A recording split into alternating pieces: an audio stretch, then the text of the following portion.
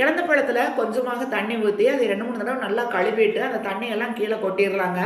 அதுக்கப்புறமாக அந்த இலந்த பழத்தில் வந்து சின்ன சின்ன காம்பு இருக்கும், அதையெல்லாம் நம்ம அப்படியே பிச்சு எடுத்துடலாம். அதுக்கப்புறமாக ஒவ்வொரு இலந்த பழங்களாக எடுத்து அதில் இருக்கக்கூடிய அந்த மேல் தோல் வந்து 2 விரலை வச்சு இப்படி லைட்டாக பிதுக்குனிங்கன்னா அது 2ஆக கட் ஆகும். அப்போ பிரித்து பார்த்தோன்னா அதில் புழு ஏதாவது இருந்தால் கூட நம்ம எடுத்துடலாம். அதனால் ஒவ்வொரு இலந்த பழமே நம்ம கழுவி வச்சிருக்கக்கூடிய அந்த இலந்த பழங்களை வந்து ஒவ்வொரு இலந்த பழங்களாக எடுத்து அதை வந்து இந்த மாதிரி 2 நம்ம கைகளில் விரலில் வச்சு எடுத்தோம்னா இந்த மாதிரி அப்படியே விரிஞ்சு வரும். செக் பண்ணி பார்த்துக்கோங்க புளி ஏதாவது இருக்கான்னு. அதுக்கப்புறமாக நம்ம வந்து இது யூஸ் பண்ணலாம். இப்போ வந்து ஒரு மிக்ஸி ஜாரில் பச்சை மிளகா நான் எடுத்திருக்கேன். ஒரே ஒரு பச்சை மிளகா தான் போட்டிருக்கேன். நான் கொஞ்சமாக தான் இலந்த பழம் எடுத்திருக்கேன். அப்படிங்கிறதுனால உங்களுக்கு எவ்வளோ பழம் இருக்கோ அதுக்கு தகுந்த மாதிரி பச்சை மிளகா சேர்த்திக்கோங்க. அது கூடவே வெல்லம் வந்து சேர்த்திருக்கேன். இதுக்கு வந்து வெல்லம் நிறைய தேவைப்படும். ஏன்னா எந்த அளவுக்கு இலந்த பழம் இருக்கோ அதுக்கு தகுந்த மாதிரி வெல்லம் தேவைப்படும்.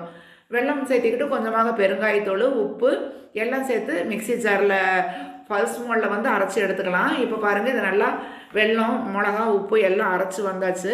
அதுக்கப்புறமாக நம்ம ஏற்கனவே வந்து இலந்த பழம் வந்து இப்போ க்ளீன் பண்ணி வச்சுருந்தேன் இல்லையா, அதையும் இதில் சேர்த்திக்கிட்டு மிக்ஸி ஜார்லேயே அப்படியே சேர்த்திக்கிட்டு பல்ஸ் மோடில் வச்சு அரைச்சிக்கோங்க. விதைகளெல்லாம் வந்து அவ்வளோக்கா ஒடியாமல் அங்கங்கே விதைகளெல்லாம் அப்படியே தெரியும், அந்த அளவுக்கு வந்து அரைச்சி எடுத்துக்கோங்க.